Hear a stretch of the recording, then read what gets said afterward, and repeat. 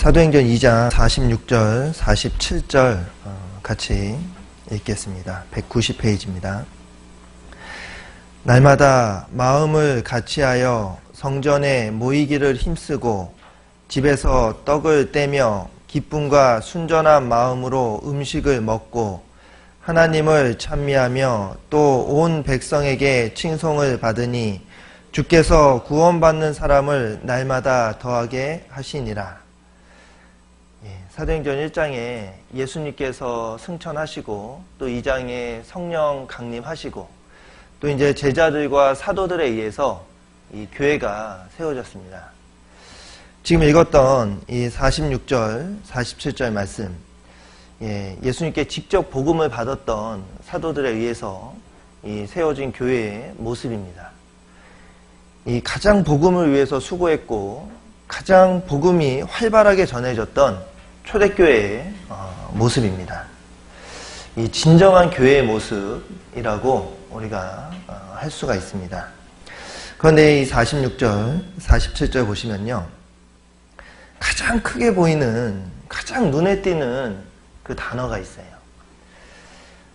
그 단어가 뭐냐면 기쁨입니다. 46절에 기쁨과 순전한 마음으로,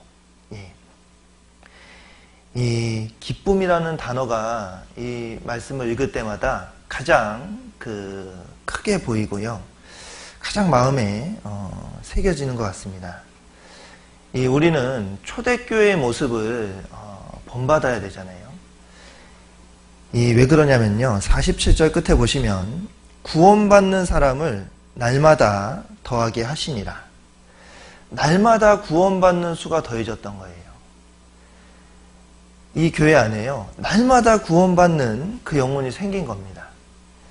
얼마나 기쁘고 감사하고 너무나 아름다운 모습이잖아요.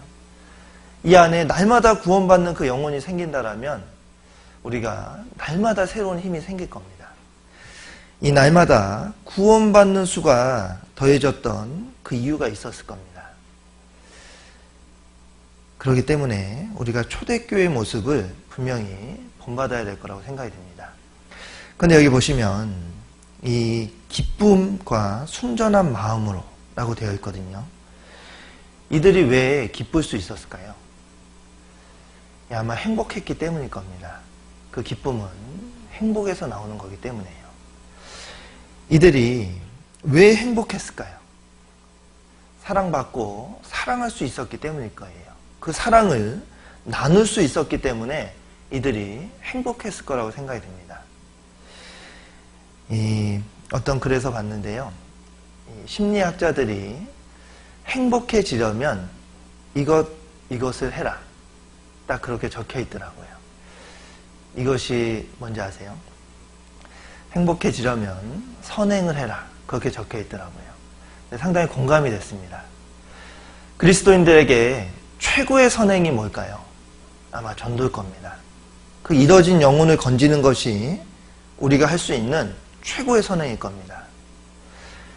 이 전도하면서 우리가 가장 큰 기쁨과 그 행복을 아마 느끼게 될 겁니다. 이 전도하는 사람들은요, 이 마음에 욕심이 별로 없을 거예요. 욕심이 있고서는 절대로 전도할 수 없을 것이기 때문입니다. 전도하려면 내 시간을 포기해야 되고 내 물질을 포기해야 되고 내 자존심을 때로는 포기해야 됩니다. 그것이 결코 쉬운 일이 아니잖아요. 그런데요, 그 일을 또 합니다. 전도해 본 분들은 그것이 정말 힘들다라는 것을 알지만 또 합니다. 왜 그럴까요? 내 것을 포기했지만 정말 기쁘다라는 것을, 정말 행복하다라는 것을 느꼈기 때문인 거예요. 그 가장 힘들었지만 가장 큰 행복을 느꼈기 때문인 거예요. 너무나 역설적이지만 그리스도인들에게 그것은 당연할 것 겁니다. 그리고 전도해 보신 분들은 모두가 다 그것을 느껴보셨을 겁니다. 이 초대교회 시대에 이 시대가 좋은 환경이었기 때문에 이들이 기쁨으로 신앙생활을 할 수 있었던 것이 절대로 아닐 겁니다. 이들은 최악의 조건에서 최고의 신앙을 지켜냈던 거예요. 이 시대 최초의 순교자 스테반이 있었잖아요. 이 11사도 모두가 다 순교했습니다. 자신의 목숨을 걸고 신앙을 지켜야 됐던 그런 시대였던 거예요. 환경이 좋아서, 조건이 좋아서 이들이 기쁨으로 살았던 것이 아니라는 겁니다. 이들에게 있었던 기쁨은 단 한 가지에서 나온 것인 거예요. 이들이 느꼈던 그 기쁨과 행복, 그것은 주님께 받은 그 사랑에서 나왔던 겁니다. 그것을 통해서 이들이 모든 것이 감사했던 거예요. 주님께 받은 사랑 하나만으로 이들이 모든 것을 감사하며 살 수 있었던 겁니다. 우리도 아마 동일한 걸 거라고 생각이 됩니다. 일본에 내셔널 기업이라는 기업이 있습니다.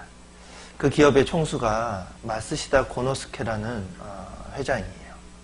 그가 자수성가한 사업가로 잘 알려져 있습니다. 그가 12살 때 집안이 완전히 몰락해서 이제 그 자전거 점포 직원으로 그 사회생활을 시작합니다. 이 살벌한 그 사회를 몸으로 체험하면서 어린 시절부터 이제 자라났던 겁니다. 그런데 결국에 그가 530개의 기업, 13만 명의 직원을 둔 대기업의 총수 자리에 이제 오릅니다. 많은 사람들이 그에게 와가지고 이렇게 묻습니다. 당신의 성공의 비결이 뭐냐고. 그가 항상 3가지를 얘기합니다. 그게 뭔지 아세요? 첫째는 가난입니다. 둘째는 허약한 몸입니다. 셋째는 못 배운 것입니다. 누구에게나 이 최악의 조건인, 불평할 수밖에 없었던 이 조건이 그에게는 감사의 조건이었던 거예요. 내가 가난했기 때문에 부지런히 일할 수 있었고, 내가 몸이 약했기 때문에 건강의 소중함을 알 수 있었고, 내가 못 배웠기 때문에 이 세상 모든 사람을 스승으로 두고 배울 수 있었다라고 그가 그렇게 얘기합니다. 이 나에게 주어져 있는 어려운 경제적인 환경, 그리고 나에게 주어져 있는 많은 고난들, 그리고 주변의 그 많은 비난, 그것이요, 나를 불쌍하게 만드는 것이 절대로 아니라는 거예요. 그런 모든 나에게 주어진 조건들이 더 하나님을 의지할 수 있게 만든다는 겁니다. 영국 속담에 이 꿀벌은 물을 마셔서 이 꿀을 만들어내지만 이 뱀은 물을 마셔서 독을 만들어낸다라고 합니다. 이 똑같은 것을 먹었지만 완전히 다른 것을 만들어내는 거예요. 우리도 똑같은 환경이 주어졌지만 그 신앙의 결과는 완전히 다를 수 있다는 겁니다. 우리가 똑같은 그 환경에서요, 우리의 그 생각과 우리의 행동이 그 신앙의 완전한 다른 결과를 만들어낼 수 있을 거예요.